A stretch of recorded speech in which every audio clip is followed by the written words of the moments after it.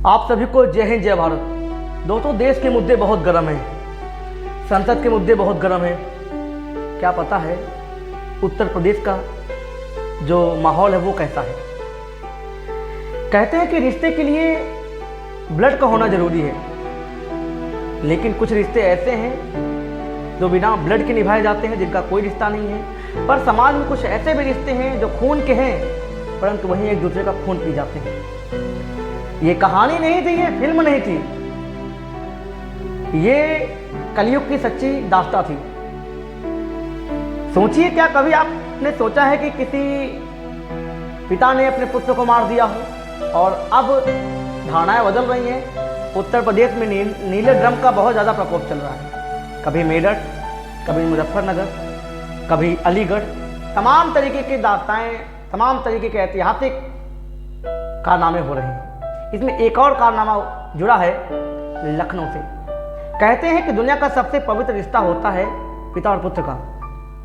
पिता जब अपने पुत्र को कंधे पर बैठाता है तो बताता है उसको कि तुम दुनिया में हमसे अधिक ऊंचाइयों पर जाकर समाज को देख सकते हो। पर क्या पता है वही पुत्र अगर रक्षक का भक्षक बन जाए तो क्या कोई भी पिता अपने बच्चे को बड़ा करने की कोशिश करेगा या सोचेगा। हम राम को मानते हैं, राम के मर्यादाओं को मानते हैं, बड़े अच्छे स्टेटस लगाते हैं, पर जो घटना लखनऊ में घटी उसने ये अमर्यादित तौर पे बता दिया है कि चेहरे की मासूमियत के पीछे एक भयानक रूप रखता है हर एक इंसान। नाम था अक्षत, बहुत बढ़िया नाम था अक्षत, जो हम चावल लेकर छिनकते हैं, भगवान को अर्पण करते हैं, लेकिन उसके पीछे क्या थी दास्तां कुछ पता नहीं। कहते हैं उनके पिताजी किसी और से शादी करना चाहते थे और इसको लेकर दोनों में झगड़ा हुआ। दास्ताएं लगातार चल रही हैं, ऐतिहासिक घटनाएं निकल रही हैं, लेकिन वास्तविकता क्या है ये मीडिया के पीछे या आगे, जहां तक मुझे पता है वहीं तक हम आपको ये बताने की कोशिश करेंगे। कहा जाता है कि रात को पिताजी किसी कारण बताते हैं, दारू वारू पी के कुछ झगड़ा होता है पिता और पुत्र में, और फिर ऐसा कहा जाता है कि उनके घर में बहन रहती थी, पिता था और एक भाई था। अक्षत और उनमें कुछ झगड़ा हुआ तो ऐसा कहा जाता है कि अक्षत ने कुछ पैसे को लेकर विवाद शुरू हुआ। अक्षत चाहता था कि हमारे घर में जो पैसे, जो प्रॉपर्टी है वो मुझे मिले। इसको लेकर पिता ने कहा कि मैं दूसरी शादी करूंगा। ऐसे लेकर मुद्दे चले हैं। क्या वास्तविकता है आने वाले समय में सब कुछ पता लग जाएगा। फिर सोचिए, पिता को दो टुकड़े में काट देता है, एसिड से ब्लड के धब्बों को छुटाता है और आधे पार्ट्स को नीला ड्रम में डाल देता है। फिर उसको बहुत तेज भूख लगती है। बहन सबको देख रही थी, बहन डरी हुई थी, बहन को धमकाता है, डराता है और फिर पहुंच जाता है वो अपनी चाची के घर। चाची जो एक आधी माँ का रूप होती है, चाची से बोलता है हाथ कड़ाके की भूख लगी है, मुझे कुछ खाने का इंतजाम कीजिए। चाची बोलती है बताइए क्या बनाए, तो बोलता है कि पनीर और चिकन। कहते हैं ना कि एक कहावत है, वर मरे या कन्या पंडित जी को दक्षिणा मिलना ही चाहिए। इस दास्तां को बिल्कुल सही साबित किया जाए इस दानव अक्षत ने। घर में लाश रखी हुई, बॉडी रखी हुई है, दो टुकड़े में बटी हुई बॉडी, गंध लगातार आ रही है, पर वो उसको खाना चाहिए। क्यों? क्योंकि किसी को शक न हो। बहन सामने बैठी थी, बहन सबको देख रहे थे, फिर भी बहन मूक बनी बैठी थी। क्यों? क्योंकि वो डरी सहमी थी। कोई टेंशन नहीं था, कोई चिंता नहीं थी, और खाया पिया बढ़िया फर्स्ट क्लास अच्छे से नींद लिया, सुबह निकल पड़ा।